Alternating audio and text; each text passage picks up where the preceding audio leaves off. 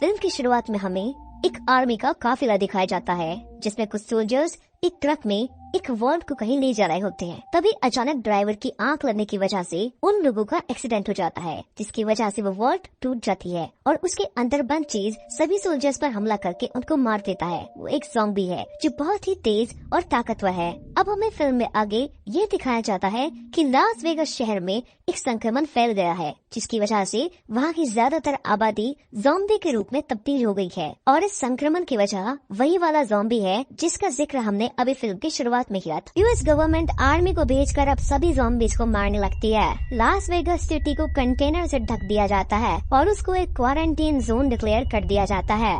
इसी बीच हम कुछ लोकल सिविलियंस को भी देखते हैं जो कि जिंदा रहने के लिए उन ज़ॉम्बीज को मार रहे थे। एंड यही लोग फिल्म के मेन कैरेक्टर्स हैं। इनमें से एक था स्कॉट वार्ड, जो कि एक फार्मर प्राइवेट सिक्योरिटी एजेंट था। उसने अपनी बेटी केट के सामने अपनी वाइफ को मार डाला था एज वो ज़ॉम्बी में कन्वर्ट हो गई थी। वो उसके गिल्ट में जी रहा था। अब ज़ॉम्बी अटैक हुए कुछ महीने बीत गए थे। यूएस गवर्नमेंट बचे हुए ज़ॉम्बीज पर न्यूक्लियर अटैक करने वाले थे। स्कॉट फिलहाल एक रेस्टोरेंट में कुक था।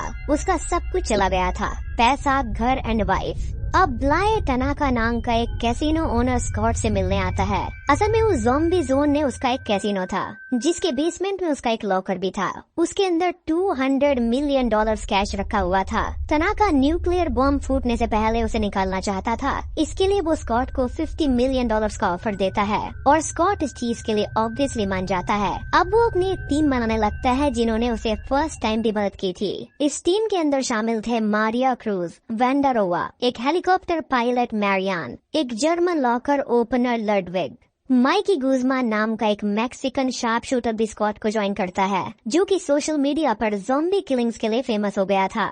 और माइकी अपने साथ में कुछ साथियों को भी लाता है। अब लास वेगास शहर के बाहर एक बफर जोन था जहाँ पर नॉन इन्फेक्टेड लोगों को ऑब्जर्वेशन में रखा गया था। मोस्टली यहाँ पर इलीगल इमाइग्रेंट थे और स्कॉट की बेटी केट इसी कैंप के अंदर एक सोशल वर्कर थी। हम अब गीता नाम की एक मैक्सिकन लेडी को देखते हैं जो कि सिंगल मदर थी। वो अपने बच्चों को यहाँ से शिफ्ट करने में लगी हुई थी। कैंप में ही एक और लेडी लिली थी जो कि अक्सर ज़ॉम्बी जोन में जाकर पैसे और कीमती चीजों को चुराया करती थी। एज वेगास में सैकड़ों कैसीनो थे जिसके अंदर कैश भरा पड़ा था। कई सारे माइग्रेंट्स पैसे के लिए रिस्क भी ले रहे थे।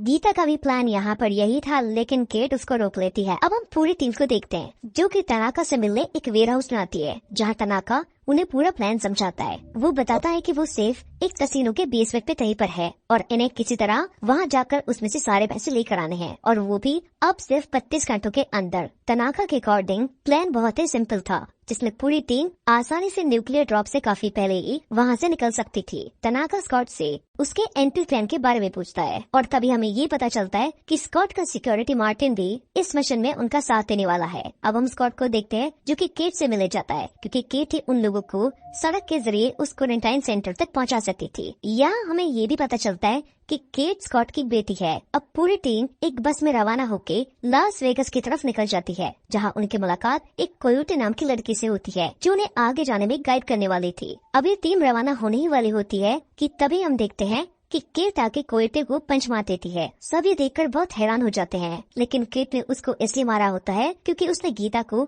वहीं अंदर जाने दिया था जिसके लिए केट गीता को मना कर रही थी, यानी कि वही इन्फेक्टेड लोगों के एरिया में, क्योंकि गीता को भी पैसे चाहिए थे और वो भी उसी कैसीनो में गई थी पैसे लेने के लिए। केट बहुत दुखी हो जाती है ये सोचकर कि शायद गीता वहाँ से अब वापस नहीं आ पाएगी, इसलिए वो भी अब इस टीम का हिस्सा बनकर अंदर जाना चाहती थी ताकि वो गीता को ढूंढ सके। स्कॉट उसे आने से मना करता है क्योंकि वहाँ बहुत खतरा है, लेकिन केट नहीं मानती है और मजबूरन स्कॉट को उसे हाँ करना पड़ता है। अब स्कॉट और उसकी टीम वहाँ के लिए निकल पड़ते हैं, जहाँ रास्ते की शुरुआत में ही उन्हें शैम्बलर्स यानी कि ज़ॉम्बीज के बारे में बातें पता चलनी शुरू हो जाती है। कोयोटे टीम को ज़ॉम्बीज के बारे में बताती है कि यहाँ पर 2 तरह के ज़ॉम्बीज हैं, एक जो बिल्कुल नासमझ और स्लो है, जबकि दूसरे शैम्बलर्स हैं जो बहुत ही खूंखार और तेज हैं, और सबसे बड़ी बात वो बहुत समझदार हैं। कोयोटे आगे बढ़ने के लिए शैम्बलर्स के साथ एक सौदा करती है। वो उनकी टीम के उस मेंबर को उनको सौंप देती है जो उस क्वारंटाइन सेंटर में गीता और किट को परेशान किया करता था। कोयोटे सबको ये बात भी बताती है कि अब कुछ समय के लिए शैम्बलर्स हमको परेशान नहीं करेंगे। अब ये लोग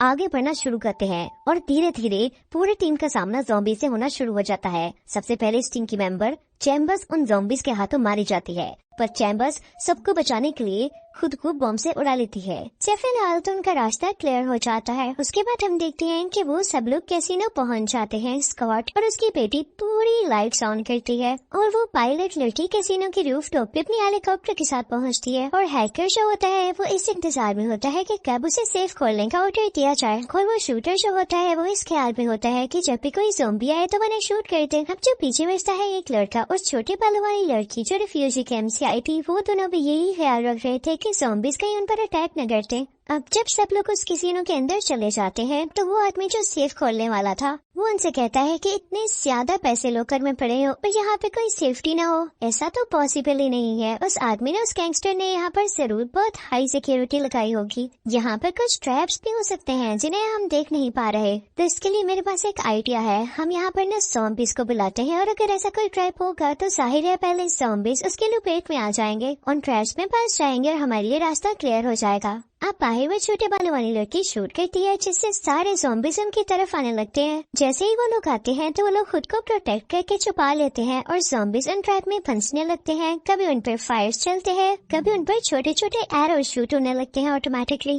बाहर उस छोटे बालों वाली लड़की को दूसरे लड़के को पता चलता है कि जो रिफ्यूजी कैंप से लड़की आई थी उसको ज़ॉम्बीज के लीडर ने कैद किया हुआ है, यानी सबसे पहला ज़ॉम्बी जो कंटेनर से आजाद हुआ था। तो वो आदमी छोटे बालों वाली लड़की से कहता है कि शूट करो ताकि वो यहाँ पर आए। दरअसल उस ज़ॉम्बी की जो ब्राइड होती है उसकी वाइफ उसका बेबी होने वाला होता है और वही ब्राइड शूट के बाद सुन के इनके पास आती है तो वो आदमी उसको मार देता है, उसका गला काट देता है और फिर उसको अपने बैग में रख लेता है। उसके साथ में जो छोटे बालों वाली जो लड़की होती है वो कहती है कि देखना तुमने गलत किया, वो ज़ॉम्बी तुम्हें अब छोड़ने वाला नहीं है कि तुमने उसकी ब्राइड को मार दिया, तुम जानते भी थे तो तुमने क्यों खतरा मोल लिया। और तभी वहाँ पर न्यूज आती है कि गवर्नमेंट कह रही है कि 1 से 1.5 घंटे में यहाँ पर स्ट्राइक कर दिया जाए, यानी बॉम्बिंग कर दी जाए, जिसकी वजह से सारा वेगास तबाह हो जाएगा और ये कैसीनो भी। ये खबर इनके लिए काफी बुरी थी क्योंकि इनके पास बहुत कम टाइम बचा था और अभी तक इन लोगों ने वो पैसे भी नहीं लिए थे। अब इसी बात को लेकर वो लोग परेशान थे कि ऊपर से इनको एक और न्यूज आ जाती है, वो ये कि पायलट लड़की बताती है कि मेरा हेलीकॉप्टर खराब हो गया है और उसको रिपेयर करने में मैं नहीं जानती कि कितना वक्त लगेगा, पर मैं अपनी पूरी कोशिश कर रही हूँ। अब स्टॉक अपनी टीम को ऑर्डर देता है कि हमारे पास कम टाइम है और वो जल्दी से वो लॉकर खोल के सारे पैसे अपने बैग्स में शिफ्ट करने लगते हैं।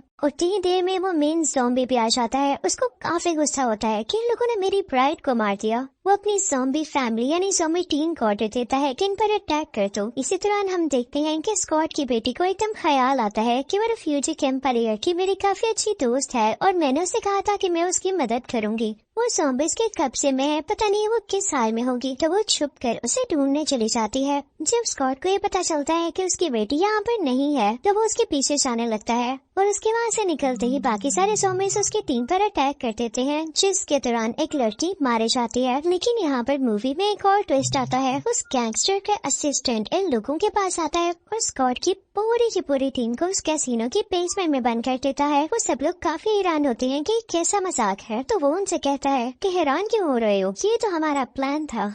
तुम्हें कभी भी गैंगस्टर से अच्छे की उम्मीद हो सकती है क्या? मेरे बॉस को तो पैसे चाहिए थे ही नहीं, उसे चाहिए था सिर्फ और सिर्फ उस ज़ॉम्बी की ब्राइड का सर, क्योंकि उससे वो पूरे ज़ॉम्बीज को कंट्रोल कर सकते हैं और अगर वो पूरे ज़ॉम्बीज को कंट्रोल कर लें तो फिर उन्हें तुम लोगों की क्या जरूरत है। पर वो ज्यादा दूर तक नहीं जा पाता है और वहीं पर मारा जाता है। अब पूरी टीम फिर से धीरे धीरे शैमलर्स से बचते हुए बाहर निकलने की कोशिश करती है और धीरे धीरे टीम के सभी मेंबर्स शैमलर्स का शिकार होने लगते हैं। ग्रैस भी खुद को बॉम्ब से उड़ा के बाकी के टीम मेंबर्स की जान बचाता है। उधर केट भी गीता को ढूंढने में लगी होती है, वो उन शैमलर्स के हाइडआउट तक पहुंच जाती है। अब टीम में सिर्फ पीटर्स और स्कॉट बचे हैं जो हेलीकॉप्टर से केट को बचाने जाते हैं। केट शैमलर्स के बेस में गीता को ढूंढ लेती है और वो सब वहाँ से निकलने की कोशिश करने लगते हैं, लेकिन शैमलर्स का राजा स्कॉट से पहले केट तक पहुँच जाता है। वो केट और गीता को मारने वाला होता है, लेकिन तभी स्कॉट वहाँ आकर एक बड़ी बैरल गन से उस पर हमला कर देता है। अब स्कॉट, गीता और केट छत की तरफ भाग जाते हैं जहाँ पीटर्स उनका हेलीकॉप्टर में इंतजार कर रही होती है, पर शैमलर्स का राजा भी उनके पीछे पीछे आ जाता है और उन्हें मारने की कोशिश करता है। स्कॉट सबको बचाता है, लेकिन फिर भी एक गोली पीटर्स के कंधे में लग जाती है, जिससे उसे अब हेलीकॉप्टर उड़ाने में प्रॉब्लम हो रही थी। स्कॉट किसी तरह उस आखिरी शैमलर के राजा को भी मार गिराता है, पर मरने से पहले वो शैमलर स्कॉट के हाथ पर काट लेता है। अब लास वेगास पर न्यूक्लियर मिसाइल गिर जाती है। ब्लास्ट की वेव्स की वजह से हेलीकॉप्टर शहर से दूर क्रैश हो जाता है, जिसमें पीटर्स और गीता मारी जाती है। केट को होश आता है और वो स्कॉट को देखती है, जो बहुत घायल है और किसी भी पल अब शैमलर में बदल सकता है। स्कॉट उसको बोलता है कि तुम्हें मुझे मारना होगा क्योंकि मैं शैमलर नहीं बनना चाहता हूँ। वो उसे ये भी बोलता है कि मैं तुमसे बहुत प्यार करता हूँ और हमेशा करता रहूंगा। वो उसके सर में गोली मारकर फाइनल ज़ॉम्बी को भी खत्म कर डालती है। अब उस रात हम वेंडरोवा को देखते हैं, जो कि लॉकर रूम से पैसों के बैग के साथ में बाहर निकलता है। वो एक प्राइवेट जेट रेंट पर लेता है और उसमें बैठकर मैक्सिको देश की तरफ माइग्रेट कर जाता है। प्लेन में उसकी तबीयत काफी ज्यादा बिगड़ने लगती है, जहाँ उसे वहाँ पर पता चलता है कि उसे भी लड़ाई के दौरान एक शैमलर ने काट लिया था।